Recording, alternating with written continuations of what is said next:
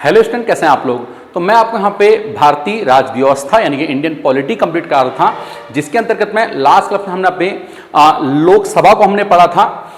अब हम उससे थोड़ा आगे चलते हैं। आज हम बात करेंगे राज्यसभा के ऊपर, और उससे पहले मैंने आपका भारत का जो संवैधानिक विकास था वो मैंने आपको कंप्लीट करा दिया था।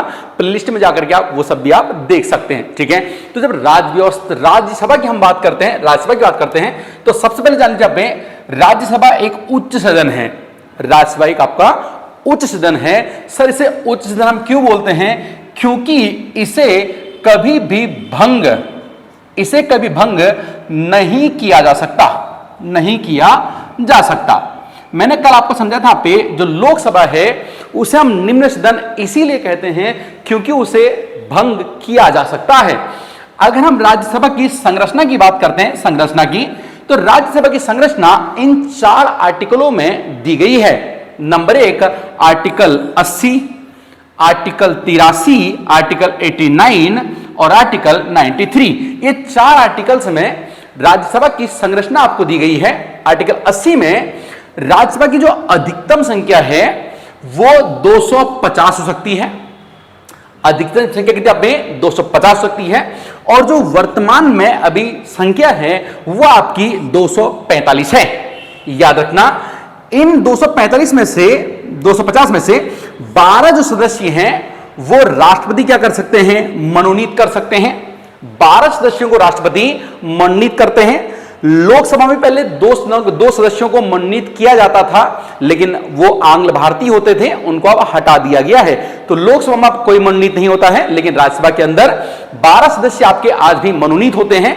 जो ये सदस्य हैं ये आपके साहित्य यानी कि लिटरेचर, आर्ट, विज्ञान और सोशल वेलफेयर, समाज सेवा आदि क्षेत्रों से ये जुड़े होते हैं, और इन क्षेत्रों का इन्हें विशेष अनुभव होता है। राष्ट्रपति के संज्ञान में 19 सदस्यों को राष्ट्रपति यहां पे क्या करते हैं? मनोनीत करते हैं। सर ऐसा क्यों किया जाता है?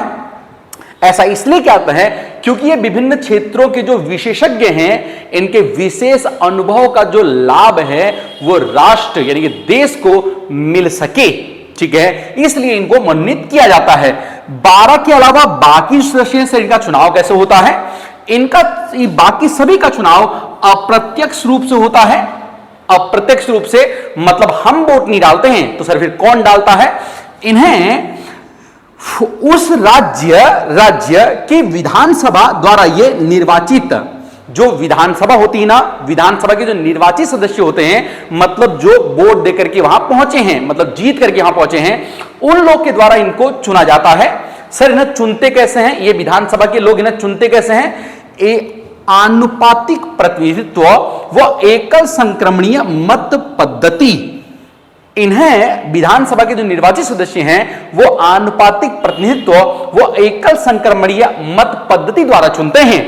एकल संक्रमणीय मत पद्धति और आनुपातिक जो प्रतिनिधित्व है, इसको हम डिटेल से हम समझेंगे जब हम राष्ट्रपति को पढ़ेंगे, लेकिन अभी मोटा मोटा मैं आपको पे समझा देता हूं कि आखिर एक लाइन में इसका मतलब क्या होता है।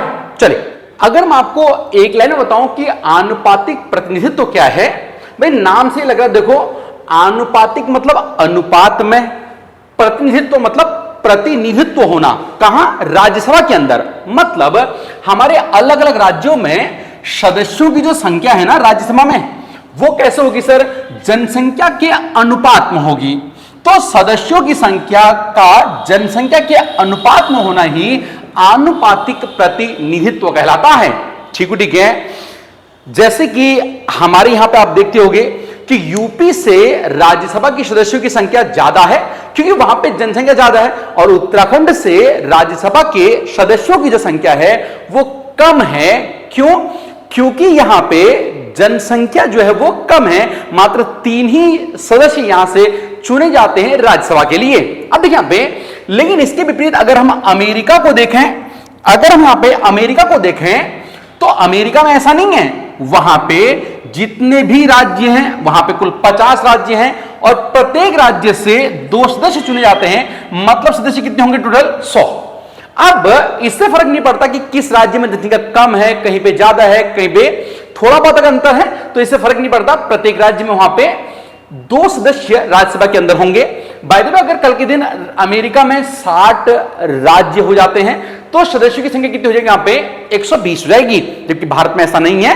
भारत में जनसंख्या के अनुपात में ही राज्यसभा का प्रतिनिधित्व दिया जाएगा। ठीक है सर, एकल संक्रमणी का मतलब क्या है? भाई नाम से तो लग रहा है, एकल मतलब जहां पे एक व्यक्ति का चुनाव है वहां पे क्या होना? संक्रमण होना। मतलब एक व्यक्ति का चुनाव करना है और उसके लिए बहुत सारे लोग खड़े हो रखे हैं। एक व्यक्ति के चुनाव में संक्रमण हो रखा है, बहुत सारे लोग का खड़ा हो जाना। जैसे राष्ट्रपति का चुनाव भी आपका इसी प्रक्रिया से होता है। आगे इसको हम डिटेल से भी समझेंगे। सर मतलब क्या है? भाई एक व्यक्ति के चुनाव में एक से अधिक लोग का खड़ा होना। ठीक है, अब जब एक व्यक्ति का चुनाव होना है, उसमें एक से ज्यादा लोग अगर खड़े हो रखे हैं तो सर क्या होगा? क्या हम एक व्यक्ति को वोट डालेंगे? नहीं। जैसे आपका ग्राम सभा में होता है, आपके प्रधान के चुनाव में होता है, ऐसा यहां नहीं है। यहां वोट जो डालेंगे वो प्राथमिकता के आधार पर डालेंगे। सर प्राथमिकता के आधार पर का मतलब क्या है? जैसे आपका पे 4 लोग खड़े हैं, ए बी सी और डी। अब मैं जब वोट डालूंगा ना, मैं वोट डालूंगा तब मैं अपनी चॉइस, मुझे वोट चारों को देना है, एक को वोट नहीं दूंगा, चारों को वोट देना है। मैं कहूंगा सर देखा बे, मेरी जो फर्स्ट चॉइस है मैं चाहता हूं कि सी बने, सी बने, पहली चॉइस है मेरी। सेकंड चॉइस है मेरी बी बने, और मेरी थर्ड चॉइस है डी बने। अगर ये कोई नहीं बनते हैं तो मेरी फोर्थ चॉइस है यहां पे ए बने। इसे हम आगे डिटेल से भी समझेंगे कि आखिर फिर ये वोटों की शिफ्टिंग कैसे होती है। मैंने इसको वोट डाल रखा है, ये फर्स्ट नंबर पे बने, आपने भी इसे डाल रखा है, 10 लोगों ने इसे डाल रखा है। टोटल वोट देने वाले अगर 100 हैं तो 10 में तो ये बन नहीं पाएगा। ठीक है, तो फिर सेकंड नंबर वाले कैसे बनेगा, या थर्ड वाला कैसे बनेगा, फोर्थ कैसे बनेगा, फिर यहां पे वोटों की शिफ्टिंग होती है। उसे मैं आपको राष्ट्रपति के अंदर डिटेल समझाऊंगा, चिंता करने का नहीं है। एक बात आपको यहां पे और याद रखना, हमें जो आपकी यूटीज होती है ना, केंद्र शासित जो आपके प्रदेश होते हैं, यहां पे राज्यों का प्रतिनिधित्व सर कैसे होगा? क्योंकि भारत एक संघीय देश है, संघीय व्यवस्था है। संघीय व्यवस्था का मतलब जिसमें केंद्र सरकार कुछ भी काम करेगी तो उसमें राज्य सरकारों से पूछा जाएगा। मतलब उनका तभी तो राज्यसभा, भाई राज्यसभा है काय के लिए? राज्यों के प्रतिनिधित्व करने के लिए, क्योंकि संघीय प्रणाली है ना अपने यहां पे। अब तो सर संघीय प्रणाली है तो राज्य जो ये यूटी हैं इनका प्रतिनिधित्व भी तो होना चाहिए है। तो सर यूटी से कितने लोग आएंगे? तो याद रखना, यूटी से राज्यसभा के प्रतिनिधि जो हैं ये संसद कानून बना करके तय करती है।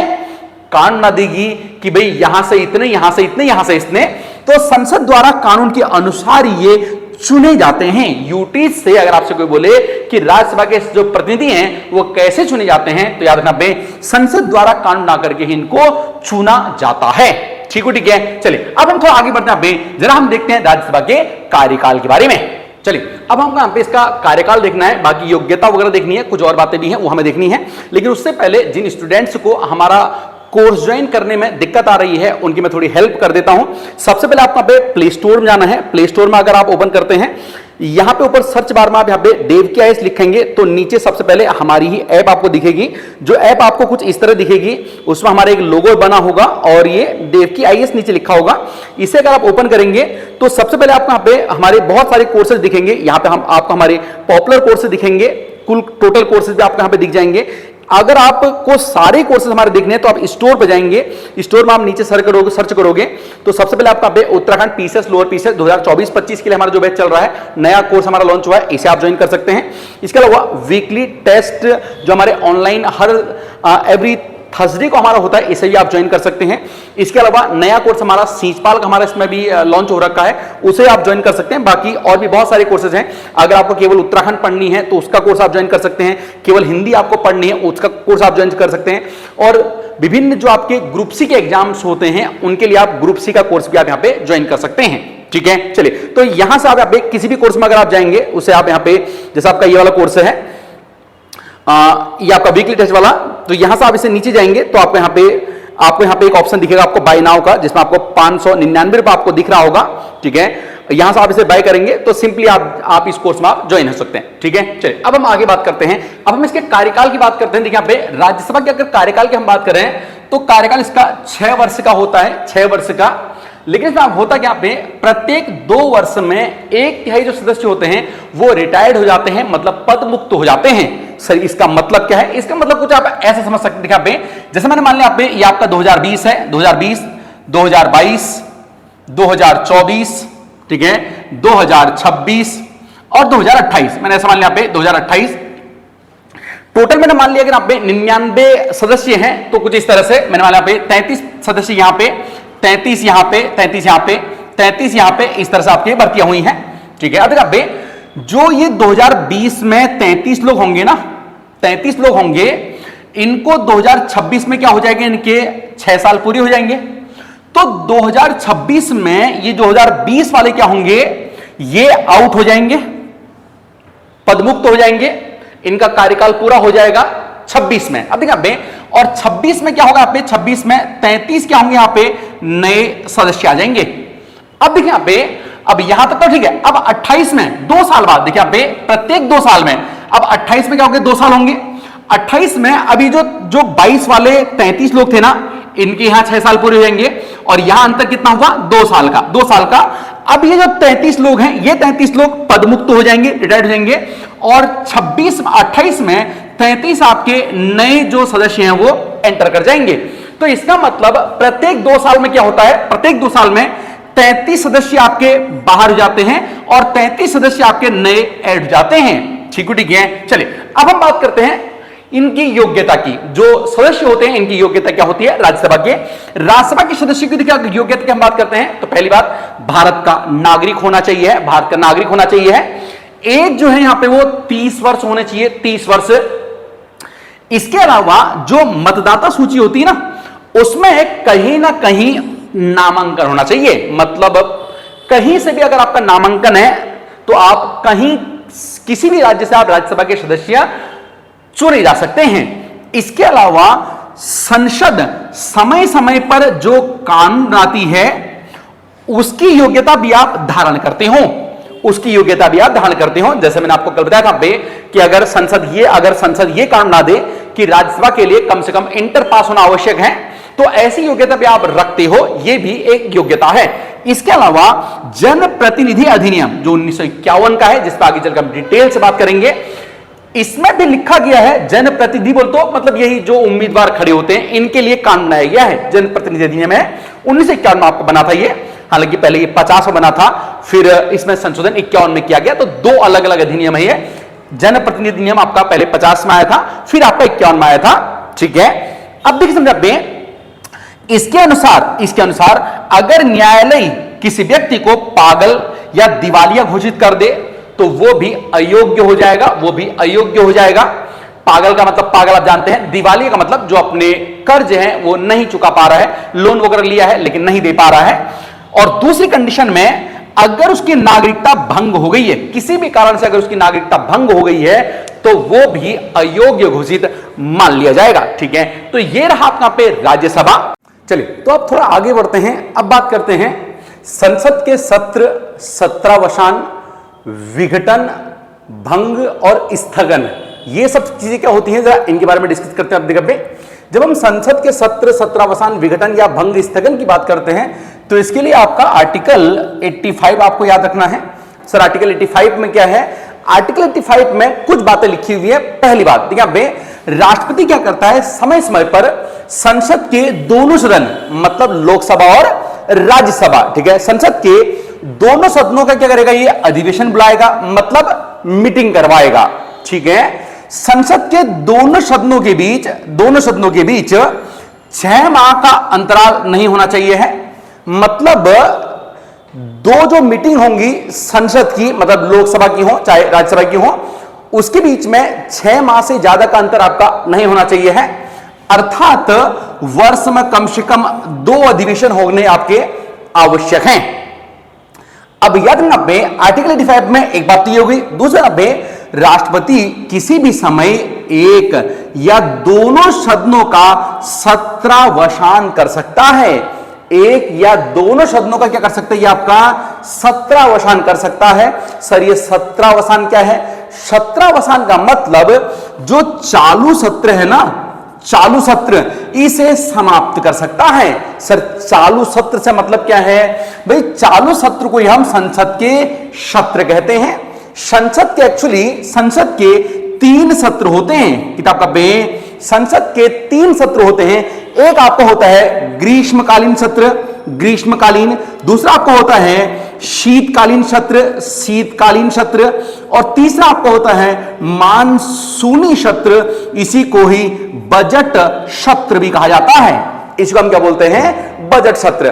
तो जब ये सत्र चल रहे होते हैं, जैसे आपका ग्रीष्मकालीन सत्र चल रहा है या शीतकालीन सत्र चल रहा है या बजट सत्र चल रहा है, ठीक है, तो चालू सत्र को इनका अपना टाइम पीरियड होता है। चालू सत्र को समाप्त कर देना, किसी भी सत्र को जब समाप्त कर दिया जाता है, चालू सत्र है उसे समाप्त कर दिया जाता है, तो उसे क्या बोलते हैं? सत्रावसान कर देना। और यह कौन करता? हमेशा राष्ट्रपति करता है, ध्यान रखना। इसके अलावा आर्टिकल 85 में लिखा हुआ है कि राष्ट्रपति सर क्या कर सकता है? लोकसभा का विघटन कर सकता है। लोकसभा का विघटन कर सकता है, राज्यसभा का नहीं, केवल लोकसभा का। राज्यसभा अपने आप में क्या है? एक स्थायी सदन है। तो लोकसभा का यह विघटन कर सकता है। सर लोकसभा के विघटन करने का मतलब क्या है? लोकसभा के विघटन करने का मतलब क्या है? लोकसभा को भंग कर देना। मतलब ये दोनों बातें क्या हैं आपकी? एक ही हैं। विघटन करना या फिर भंग करना, ये दोनों क्या है? एक ही। देखिए लोकसभा को भंग करना। सर भंग करने से मतलब क्या है? भंग करने का मतलब है कि अब लोकसभा में जो सदस्य है ना वो नए आएंगे। मतलब अब नए सांसद आएंगे, नए सांसद आएंगे। अब नए सांसद आएंगे कैसे भाई? इसका मतलब लोकसभा के जो पुराने सांसद थे ना उनकी सदस्यता क्या हो गई? अब समाप्त हो गई है। सदस्यता समाप्त हो गई। मतलब क्या? अब कोई सांसद नहीं है, सांसद नहीं है, तो अब नए सांसद आएंगे। कैसे आएंगे सर? मतलब नए क्या होंगे? आपके चुनाव होंगे। यही तो इसका मतलब है, ठीक है। तो लोकसभा को भंग करना या विघटन करने का मतलब क्या है? मतलब बे अर्थात अब लोकसभा में क्या होंगे? बे नए लोग चुन के आएंगे। पुराने जो सदस्य हैं उनकी सदस्यता समाप्त हो गई है, अर्थात अब क्या होंगे? आपके नए चुनाव होंगे। क्या आपको ये 2-3 बात आपको पल्ले पड़ गई हैं? थोड़ी आगे बातचीत करते हैं। चलिए अब बात करते हैं स्थगन की। देखिए स्थगन क्या होता है? स्थगन का बेसिक मतलब आपका पे लोकसभा या राज्यसभा, ठीक है, लोकसभा राज्यसभा की कार्यवाही को, जो मतलब बैठक चल रही है, लोकसभा राज्यसभा की कार्यवाही को 1 घंटे के लिए या 2 घंटे के लिए या अनिश्चित काल के लिए रोक देना। राज्यसभा या लोकसभा की कार्यवाही को 1 घंटे के लिए, 2 घंटे के लिए या फिर अनिश्चित काल के लिए रोक देना ही क्या कहलाता है? आपका पे स्थगन कहलाता है। अब बात यह है कि भाई इस कार्यवाही को रोक कौन सकता है? मतलब लोकसभा राज्यसभा की जो कार्यवाही है इसे रोक कौन सकता है? याद रखना, इसे रोकने का जो अधिकार है वो है पीठासीन अधिकारी के पास। इसे कौन रोक पाएगा? पीठासीन अधिकारी रोक पाएगा। सर ये पीठासीन अधिकारी कौन होता है? भाई पीठासीन अधिकारी उसे कहते हैं जो आपका वहां का सबसे सर्वोच्च होता है। सबसे सर्वोच्च होता है। जैसे आपके गांव में जब चुनाव होते होंगे, ग्राम प्रधान के चुनाव होते होंगे, तब एक पीठासीन अधिकारी आता है वहां पे। तो पीठासीन अधिकारी का वहां पे मतलब क्या है? जितने लोग वहां पे आए हुए हैं ना, 6-7 लोग, उनमें सबसे बड़ा जो है वो वहां का पीठासीन अधिकारी है। तो लोकसभा का पीठासीन अधिकारी कौन हुआ? जो लोकसभा का स्थगन कर सकता है वो हो गया आपका लोकसभा का अध्यक्ष। ये यहां का पीठासीन अधिकारी हो गया। अगर हम राज्यसभा की बात करते हैं तो राज्यसभा का सभापति कौन हो गया? यहां का पीठासीन अधिकारी हो गया। ठीक है। तो ये जो उच्च अधिकारी था ना, इसे पीठासीन अधिकारी कहा जाता है। कभी बार एक पीठासीन अधिकारी भी होता है, कभी 2 भी हो सकते हैं। ठीक है, मतलब उच्च अधिकारियों को पीठासीन अधिकारी कहा जाता है। फिलहाल अभी आप ये समझो कि लोकसभा के केस में लोकसभा का जो अध्यक्ष है वो पीठासीन अधिकारी है। ठीक है। स्थगन कर दिया मतलब क्या? स्थगन करने का मतलब है कि जो बैठक है ना, बैठक उसे उसने क्या कर दिया? समाप्त कर दिया है। कितने टाइम के लिए? जो बैठक चल रही है, मतलब जिस बारे में चर्चा चल रही है। मैंने मान लिया साहब, जैसे कि महिला आरक्षण बिल जो 30% है उस पर डिस्कशन चल रहा है, तो अगर बीच में लोकसभा अध्यक्ष ने स्थगन कर दिया, मतलब अब उस बिल पे हो सकता है 1 घंटे तक चर्चा ना हो सकता है 2 घंटे तक चर्चा ना हो सकता है अनिश्चित काल तक चर्चा ना हो, जब तक कि वो दोबारा नहीं बैठाई गई है। तो इस प्रोसेस को क्या बोलते हैं आप? इसे ही स्थगन कहा जाता है। स्थगन का बेसिक मतलब जो बैठक चल रही है उसे क्या कर देना? यहाँ पे समाप्त कर देना। अब एक बात और ध्यान रखें, आर्टिकल 107 के अकॉर्डिंग, आर्टिकल 107 में लिखा हुआ है कि स्थगन, जो आपका स्थगन हो रहा है और दूसरा आपका भी जो 17वां है, शत्रु को भंग मतलब समाप्त कर देना। 17वां है, इसका विधेयक पर कोई प्रभाव नहीं पड़ता है। मतलब अगर 17वां हो गया या आपका स्थगन हो गया तो इसका विधेयक यानी कि बिल पर कोई प्रभाव नहीं पड़ेगा। बस वो कुछ समय के लिए रुक जरूर सकता है, लेकिन ऐसा नहीं है कि वो समाप्त या फिर शून्य हो जाएगा, ऐसी कोई बातचीत नहीं है। ठीक है, चल ठीक है। अब हम पे थोड़ा आगे बढ़ते हैं।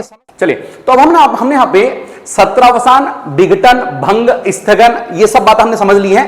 अब जरा बात समझते हैं कि जो बिल आपका स्टेप बाय स्टेप आगे बढ़ता है ना, उसकी क्या प्रोसेस होती है। एक बार में उसका अंतर को समझते। देखिए भाई, जितने भी हमारे विधेयक होते हैं, इस अंग्रेजी में हम बिल कहेंगे, वो या तो आपका लोकसभा में प्रस्तुत होता है या फिर आपका राज्यसभा में प्रस्तुत है। बहुत कम बिल होते हैं जो केवल आपके लोकसभा में ही आते हैं। जैसे आपका धन विधेयक है, वो केवल आपका लोकसभा में आएगा। बाकी आपके विधेयक जो है वो लोकसभा से भी स्टार्ट हो सकते हैं और राज्यसभा से भी स्टार्ट हो सकते हैं। देखिए समझते हैं आप पे, अगर बिल आपका लोकसभा से स्टार्ट हुआ है, देखिए आपका यहां में लिखा है लोकसभा, ये लिखा मैंने राज्यसभा, और जो बिल राज्यसभा स्टार्ट होते हैं तो मैंने वहां पे लिखा राज्यसभा और ये आपका लोकसभा, मतलब दो कॉलम है। एक बिल आपका ऐसा वाला है जो लोकसभा में पहले आ गया और दूसरा बिल आपका राज्यसभा में पहले आ गया। क्या कंडीशन होगी, देखिए यहां पे, अगर बिल आपका लोकसभा में पारित हो गया है, अगर बिल आपका लोकसभा में पारित हो गया है और यहां पारित हो गया है और राज्यसभा में चला गया, अब यहां इस पे यहां चर्चा में है ये भाई, लोकसभा में बिल क्या हो गया आपका पारित हो गया और अब उस बिल पे क्या हो रही है, राज्यसभा के अंदर क्या हो रही है, चर्चा चल रही है। और उसी समय क्या हो गई, आपकी लोकसभा जो है वो भंग हो गई, मतलब विघटित हो गई, मतलब सदस्यों की सदस्यता समाप्त हो गई है। तो उस कंडीशन में जो अभी आपका ये बिल होगा ना, ये बिल आपका शून्य घोषित हो जाएगा। पहली कंडीशन, क्या आपको बात समझ में आ गई है। देखा मतलब लोकसभा बिल पास हो गया, राज्यसभा में चर्चा में है और उसी समय क्या हो गया, आपकी लोकसभा भंग हो गई है। दैट मीन्स क्या जो बिल होगा वो क्या हो जाएगा, आपका शून्य हो जाएगा, पहली कंडीशन में। देखो दूसरी कंडीशन में, बिल जो है लोकसभा में लंबित है, लोकसभा के अंदर बिल क्या आपका पे लंबित है। लंबित है का मतलब अभी यहां पे इसमें डिस्कशन होना बाकी है, आधी चर्चा हुई है, आधी चर्चा भी होनी बाकी है, मतलब पूरी तरह से यहां पे भी चर्चा नहीं हुई है। ठीक है, अब जब बिल यहां पे लंबित है, इसका मतलब राज्यसभा में तो ये भी यहां तो अभी पहुंचा ही नहीं है, तो यहां नहीं पहुंचा होगा। और उसी समय क्या हो गया, यहां लंबित था और उसी समय लोकसभा क्या हो गई, आपकी विघटित हो गई। लोकसभा क्या होगा, आपके विघटित हो गई, भंग हो गई है। तो इस कंडीशन में भाई आपका जो बिल है वो क्या हो जाएगा, समाप्त हो जाएगा, क्योंकि सरकार तो इन्हीं की है ना जो लोकसभा में है और यहां पे लंबित था, अब ये लोकसभा भंग हो गई, तो बिल तो अब नई लोकसभा आएगी, तो भाई नई जिसकी सरकार आएगी वही ना अपने हिसाब से बिल को लेकर आएंगे, तो उस कंडीशन बिल क्या होगा, आपका समाप्त हो जाएगा। तीसरी कंडीशन देखिए, तीसरी कंडीशन, लोकसभा बिल क्या हो गया, पास हो गया, लोकसभा बिल क्या होगा, आपका पास हो गया। इसके बाद ये राज्यसभा में गया और यहां भी क्या हो गया, पास हो गया। लोकसभा पास हो गया, राज्यसभा पास हो गया, और राज्यसभा पास होने के बाद अब कहा जाएगा, ये राष्ट्रपति के पास जाएगा। ठीक है, राष्ट्रपति के पास ही चला गया है। अब उस टाइम पे क्या हो गया, उसी समय आपकी लोकसभा क्या हो गई, अब भंग हो गई। लोकसभा पास हो गया था, राज्यसभा पास हो गया था, राष्ट्रपति के पास गया हुआ है, राष्ट्रपति के पास गया हुआ है। एक बात को आप समझने का थोड़ा प्रयास कर लेना, ठीक है। और राष्ट्रपति क्या करेगा, इस पे हस्ताक्षर करेगा। ठीक है, राष्ट्रपति अब इस पे हस्ताक्षर करने के लिए यहां गया हुआ है, लेकिन उसी समय लोकसभा क्या हो गई, आपकी भंग हो गई। तो उस कंडीशन में उस बिल पर कोई प्रभाव नहीं पड़ेगा। अब बिल पर कोई प्रभाव नहीं पड़ेगा, राष्ट्रपति हस्ताक्षर करेंगे उस पर और वो कानून बनेगा। ठीक है, और राष्ट्रपति जब हस्ताक्षर कर देते हैं फिर वही क्या बन जाता है, आपका वही कानून बन जाता है आपका, उसी को अधिनियम कहेंगे, उसी को एक्ट कहेंगे राष्ट्रपति के पास हस्ताक्षर करने के बाद। लेकिन उसी समय अगर लोकसभा बंद होगी तो इस पर कोई प्रभाव नहीं पड़ेगा। अब ये तो हमने बात करी उन बिलों की जो कहां से शुरू हुए, आपके लोकसभा से शुरू हुए। अब जरा दूसरा समझते हैं, जो बिल राज्यसभा से शुरू हुआ, बिल तो कहीं से शुरू हो सकता है भाई, लोकसभा से भी हो सकते हैं, राज्यसभा से भी हो सकते हैं, तो लोकसभा से शुरू होंगे तो इसी तरह से होगा। अब अगर बिल आपका राज्यसभा से शुरू होगा तब क्या होगा, पहली कंडीशन, बिल जो है राज्यसभा में क्या है, ये लंबित है। लंबित है का मतलब यहां पे इस बिल पे भी चर्चा चल रही है, आधी चर्चा हुई आधी नहीं हुई, अभी लंबित यहां पे है। और उसी दौरान क्या होगी, आपकी लोकसभा क्या होगी, आपकी विघटित होगी। ठीक है, हो जान दो भैया, क्या फर्क पड़ेगा। देखिए ये है आपका उच्च सदन, यहां के जो लोग हैं वो तो यही रहेंगे ना, और यहां पे भी अब ये पास थोड़ी हुआ है, लंबित है ये, और लोकसभा जो है वो क्या हो गई आपकी, विघटित हो गई है। ठीक है, तो भैया अब यहां पे लंबित है, इस पर चर्चा चल रही है। अब लोकसभा में आपकी नई सरकार आएगी, और नई सरकार आएगी तो यहां से बिल पास होगी, यही तो जाएगा। अगर इन्हें पास करना होगा तो करेंगे, नहीं करना होगा तो नहीं करेंगे। तो भैया इस कंडीशन में क्या होगा भाई, बिल जो है वो समाप्त नहीं होगा, खाली विघटित हो गया है, इस वजह से बिल समाप्त नहीं होगा। हां, अगली बार जब आपकी नई सरकार आएगी, नए सदस्य आएंगे, जब यहां से भाई पास होकर यहां जाएगा, फिर वो जो मर्जी करे, वो एक अलग मैटर है। हम क्या समझ रहे हैं, राज्यसभा बिल आपका लंबित है, लोकसभा विघटित हो गई ठीक उसी समय पे, तो बिल समाप्त नहीं होगा, पहली कंडीशन। देखो दूसरी, यहां पे राज्यसभा में क्या पे, राज्यसभा में बिल लंबित है, ठीक है, या इस पर चर्चा भी चल रही है, चर्चा भी चल रही है, मैंने ऐसा मान लिया। या फिर तीसरी कंडीशन में भाई राज्यसभा में बिल पास हो गया है, लंबित है, चाहे चर्चा चल रही है, या फिर राज्यसभा बिल पास हो गया है, ठीक है, लेकिन यहां नहीं पहुंचा यह बिल, लोकसभा में नहीं आया है, लोकसभा आया नहीं था ये, यहां से चाहे तो ये चर्चा चल रही है, चाहे यहां पे लंबित है, चाहे यहां से ये पास हो गया है, लेकिन यहां नहीं पहुंचा, और उसी समय क्या हुआ, लोकसभा आपकी क्या हो गई, भंग हो गई। लोकसभा क्या होगा, भंग हो गई है। भाई ऐसी कंडीशन तो आ गई, फिर से यही कंडीशन तो बन गई है।